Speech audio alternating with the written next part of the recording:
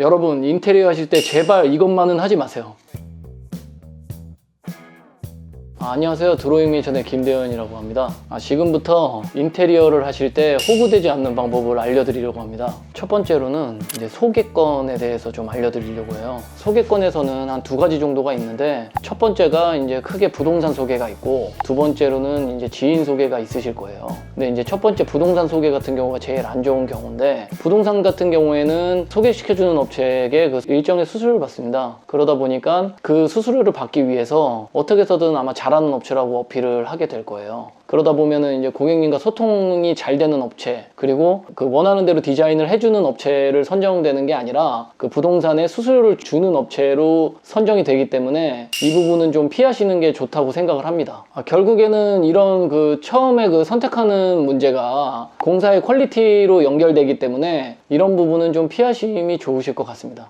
두 번째 소개는 이제 지인 소개가 있어요. 근데 지인 소개는 물론 수수료 관계는 없습니다. 그 업체와 지인 간에. 근데 지인이 마음에 들었다고 해서 이제 새로 하시는 그 소개받는 분이 마음에 드실 수는 없었고, 근데 이제 왜 지인 소개를 받냐면 보통 인테리어를 선정할 때 불안함이 있습니다. 모르는 업체에다가 하면 금액이 워낙 크다 보니까 이 업체가 잘해줄 수 있을까, 아니면은 중간에 없어지지 않을까, 뭐 이런 문제들도 있기 때문에 지인 소개를 많이 하시는데, 지인 소개도 고객님이 원하시는 대로 그 디자인이 나오지 않으실 수가 있어요. 왜냐면 이 분이 마음에 드는 인테리어가 지금 선정하시는 분하고 마음에 들어야 된다는 보장이 없으니까, 그래도 자기가 제일 원하는 인테리어를 선정하시려면 유튜브, 블로그, 그리고 이 업체가 공사했던 그런 포트폴리오들 잘 찾아보신 다음에 그 직접 가서 대화를 해보시고, 이 업체가 우리랑 잘 맞는다, 대화가 잘 통한다, 그리고 내가 원하는 대로 실현시켜줄 수 있을 것 같다라는 업체로 신중하게 선택하시는 것이 가장 좋은 방법입니다.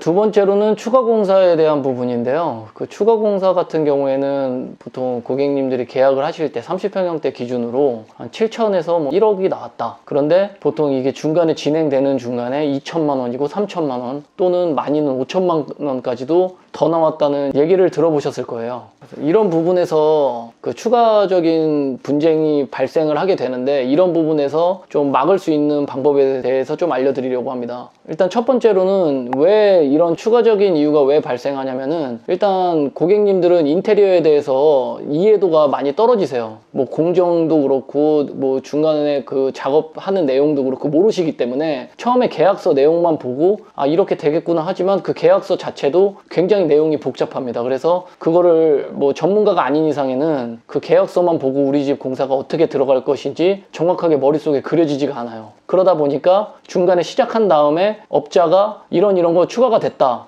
계약서에는 이게 안 들어있다, 이런 얘기가 나오면 고객님 입장에서는 어쩔 수 없이 추가를 받을 수밖에 없어요. 왜냐하면 이미 공사는 시작됐고 우리 집은 철거해 놓은 상태예요. 그런데 여기에서 추가를 안 하겠다라고 버틸 수 있는 고객님들은 많지 않아요. 그렇기 때문에 그때부터는 업자가 갑이 되기 때문에 이 분쟁을 막을 수 있는 방법은 한 가지가 있습니다. 뭐냐면 우리가 계약서를 작성할 때 비용을 지불하는 방법인데요. 비용을 이제 업자가 원할 때마다 주는 방법은 안 돼요. 한 번에 많이 받는 업자도 있고 절반을 받는 업자도 있고 마지막에 10%만 남기고 다 받는 업자들도 있어요. 하지만 고객님들이 그 공정에 따라서 비용을 나눠서 내시면 돼요. 그래서 그거를 계약서상에 잘 작성하시면 됩니다. 근데 저희 업체 같은 경우에는 첫 번째 계약금을 받고 두 번째 이제 중도금을 받을 때 중도금도 2차에서 3차로 나눠서 받고, 4주 공사 기준으로 했을 때 한 2번에서 3번의 그 중도금을 나눠서 받는데, 그것도 이제 기준이 있어요. 그냥 무조건 나눠서 받는 게 기준이 아니라 큰 공사들이 있어요. 보통 목공사, 그리고 타일 공사, 그리고 가구 공사. 목공사가 끝났을 때 지불을 하고, 타일 공사가 끝났을 때 지불을 하고,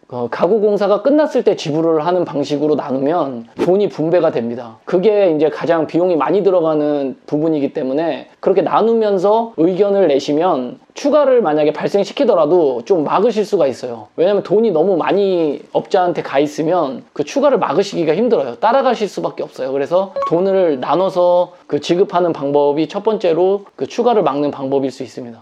그리고 진행간에 이제 업자들이 그 추가 부분에서 이제 자재에 대한 업그레이드에 대한 추가 부분을 아마 요청을 계속 하실 거예요. 뭐 마루를 업그레이드 하자, 아니면 가구를 업그레이드 하자, 아니면 타일을 중국산에서 뭐 이태리산으로 업그레이드 하자. 그러는데 그때 신중하게 선택을 하셔야 돼요. 무조건 업그레이드 한다고 좋은 게 아니에요. 어쨌건 우리가 인테리어 하면서 모든 부분을 다 좋게 하려면 비용이 계속 들어가게 됩니다. 그래서 우리가 꼭 디자인을 힘주고 싶었던 부분, 아니면 내가 가장 이쁘게 만들고 싶은 부분에 대해서 돈을 꼭 투자를 해야 될 때만 투자를 해야 돼요. 근데 중구난방으로 투자한다고 무조건 이쁘게 나오는 게 아니기 때문에 그런 부분에 대해서 잘 선정해서 그 투자할 부분에만 업그레이드를 하셔야 돼요. 무작정 업그레이드를 하시면 뭐 금액이 늘어나는 게 처음에는 뭐 1, 200만 원이지만 그런 게 3, 4개 합쳐지면 바로 한 1000만 원 정도 올라가게 되거든요. 그러니까 그런 부분에서는 좀 명확하게 결정을 하고 투자할 부분에 정확하게 투자하시면서 업그레이드 하는 게 좋습니다.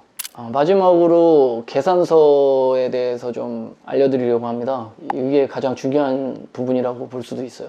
계산서를 이제 업체들 상담을 뭐 2군데, 3군데 받으시다 보면은 어떤 업체에서는 이런 업체도 있을 거예요. 지금 뭐 1억이 나왔는데 부가세를 포함하면 1억 1000만 원입니다. 그러니까 저희가 이거를 계산서를 현금으로 주시면 계산서를 안 끊고 1억에 맞춰 드리겠습니다. 그러면 고객님 입장에서는 1000만 원이란 돈이 아껴지니까 분명히 그 업체한테 관심이 가실 거예요. 하지만 그렇게 하는 업체랑은 절대로 하시면 안 돼요. 이런 업체들은 분명히 법적으로 정상적으로 지금 진행하는 업체가 아니기 때문에 중간에 멈출 수도 있고요. 최악으로는 중간에 멈추고 도망가는 업체들도 얘기를 많이 들어보셨을 거예요. 그런 업체들이 그런 방법을 많이 채택하기 때문에 절대로 불법적으로 그 운영하는 업체랑은 거래를 안 하시는 게 좋습니다. 계산서에 대해서는 무조건 발행을 받으시고 정상적으로 법적인 그 보호도 받으시고, 그리고 그 다음에 그 계산서를 끊게 되면 나중에 하자보증 이행 증권이라든가 이런 것도 꼭 받으실 수 있는데 계산서가 없으면 그런 걸 못 받아요. 그러니까 나중에 추후에 인테리어가 끝난 이후에도 그 보장받으실 수 있는 부분에 대해서 전혀 보장을 못 받으시니까 무조건 그런 돈에서 아끼시지 마시고 정상적으로 법적으로 정해진 만큼 내시고 계산서를 발행해주는 업체랑 인테리어를 진행하시는 게 가장 좋습니다. 오늘 준비한 영상은 그 인테리어 호구 안 되는 방법에 대해서 알려드렸는데요. 이런 부분들 꼭 잘 숙지하셔서 인테리어 업체 고르실 때 많은 도움이 되셨으면 좋겠습니다. 저는 드로잉 맨션의 김대현이었습니다. 감사합니다.